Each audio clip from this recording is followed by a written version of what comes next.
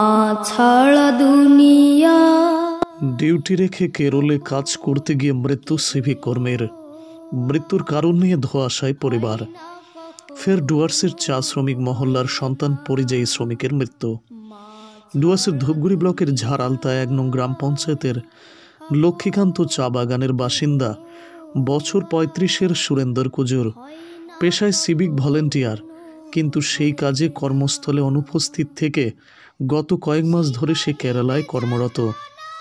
বিভিন্ন রকমের সমস্যার জেরে আর্থিকভাবে কোনো রকমে সচ্ছল হতে পারছিলেন না সুরেন্দ্র।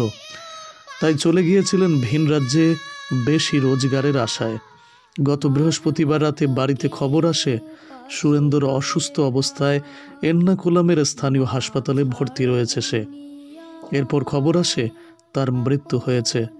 পরিবারের কাছে মৃত্যুর কারণ সম্পর্কে এখনও স্পষ্ট খবর পৌঁছায়নি।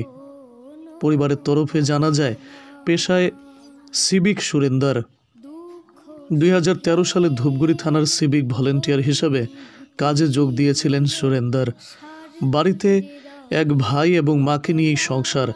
সিভিক হিসাবে কাজ করাকালীন সবটাই স্বাভাবিকভাবেই চলছিল, কিন্তু ২০২৩ সালে মার্চ মাসে তার কর্মস্থলে কোনো কিছু না জানিয়ে হঠাৎই উধাও হয়ে যায় সুরেন্দর। এরপর ধূপগুড়ি থানায় কর্মরত সুরেন্দরের সহকর্মীরা খোঁজ নিয়ে জানতে পারে সুরেন্দর কেরালাতে কাজে গিয়েছেন, অথচ কর্মস্থলে কোনো কিছু না জানানোয় অনুপস্থিতিতে কাজে কলমে স্পষ্ট রয়েছে। পরিবারের তরফে জানা গিয়েছে আজ তার দেহ ফিরবে লক্ষ্মীকান্ত বাগানের বাড়িতে। তার ভাই অমৃত কুজুর দাদার মৃত্যুর খবর পেয়ে দেহ আনতে ইতিমধ্যেই রওনা হয়েছে।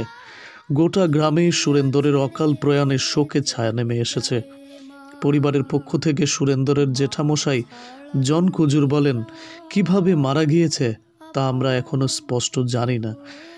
এই প্রথমবার ভিন রাজ্যে কাজে গিয়ে সে চাকরিতে জানিয়ে গিয়েছিল কিনা তা আমাদের জানা নেই, কিন্তু হঠাৎ এমনকি আর্থিক অভাব হলো যে তাকে বাইরে যেতে হলো। প্রশ্ন সকলের, কিন্তু উত্তর নেই কারো কাছেই। সুরেন্দরের খুড়তুতো ভাই পিটার কুজুর বলেন, আমরা অবাক, কিভাবে এই ঘটনা ঘটল। মৃত্যুর কারণ এখনও জানা নেই। ডাক্তারের রিপোর্ট দেখার পর মৃত্যুর স্পষ্ট কারণ জানা যাবে। পরিবারের ভাই বিভিন্ন জায়গায় কাজ করে সামান্য আয় করে। সুরেন্দরের মা দিব্যা কুজুর বাগানের স্থায়ী কর্মী হিসেবে কাজ করেন। এই মুহূর্তে ছেলের ছবি বুকে নিয়েই নিজের কষ্ট কিভাবে ঘোচাবেন তা নিয়ে দুশ্চিন্তায় দিন কাটাচ্ছেন সুরেন্দরের মা দিব্যা কুজুরের। কী কারণে ঘটলো না ঘটলো সেটা আমরা সঠিকভাবে বলতে পারতেছি না। আমরা জাস্ট শুনছি যে ব্রেন স্ট্রোক করছে, করার পক্ষে হাসপাতালে নিয়ে গেল, ট্রিটমেন্ট চালু, অপারেশন করার পর আরও ক্রিটিক্যাল খারাপ হয়ে গেল।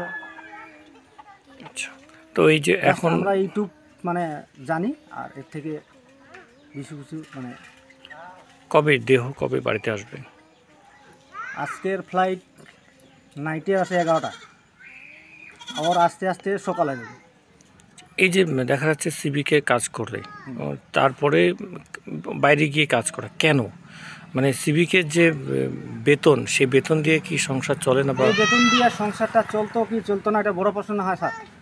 কথাটা হইলে মাঝখানে এই জায়গায় বললাম যে এর আগেও আমি বললাম যে হয়তো কারণবশত টাকা টুকা হয় ধার নিছিল, বা ঋণ শোধ করতে পারে নাই, বা পোষাইছে কি পোষায় নাই সেটা বলবো না। ওই টাকার চাপ পড়ে ও বিদেশে গেছে। যে আমি কিছুদিন কাজ করবো, টাকাটা এগ্রিমেন্ট করে টাকাটা আমি যার কাছ থেকে নিয়েছি ওকে টাকাটা দেবো বলি। টাকার চাপে পড়ে বাধ্য হয়ে বাইরে যায়, তাই তো? আর সেটা সিভিকের যে কাজ, সেই কাজ করে সেটা সম্ভব ছিল না, না ওই টাকা দিয়ে সম্ভব হচ্ছে না। ঠিক। আপনার নাম? পিটার কুজুর। আচ্ছা, এই এলাকার নাম? এই এলাকার এই কাকান জামুন লাইন, লক্ষ্মীকান্ত সামুন লাইন, এটা জামুন লাইন। আচ্ছা, ঝাড়ালতা ১ নং গ্রাম পঞ্চায়েত। আচ্ছা দাদা, কি শুনলেন আপনি? শুনলাম তো এই বাড়ির ভাই বাইরে কাজ করতো, তো ফোনে যেটা শুনলাম আর কি, উনি নাকি ব্রেন স্ট্রোক করছে আর কি। তো ব্রেন স্ট্রোক করছে, বাড়ির থেকে লোকজন যায় ওখানে, যারা আন্ডারে কাজ করতো তাদের সঙ্গে দেখা সাক্ষাৎ করছে, ট্রিটমেন্ট চলতেছিল। পরশুদিন শুনলাম ওই স্পেয়ার করছে আর কি, এটাই। কারণে এই ঘটনাটা ঘটলো সেটা কি পরিষ্কারভাবে কোনো কিছু জানা গেছে? না, এটা কোনোভাবে পরিষ্কার জানা যায় নাই। এখন ওখানকার ওই পোস্টমর্টম রিপোর্ট না আসলে এটা বলা সম্ভব হবে না। আপনার নাম? আমার নাম সুনীল কুজুর।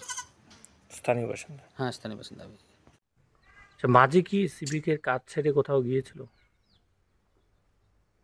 না, এর আগে যায় না, এই যে প্রথমে গেছিল। আচ্ছা, সেটা থানায় জানিয়ে গেছে না না জানিয়ে? থানা জানায় নাই। না জানিয়ে গেছে। কেন গেল বাইরে এটা জানেন কি আপনি?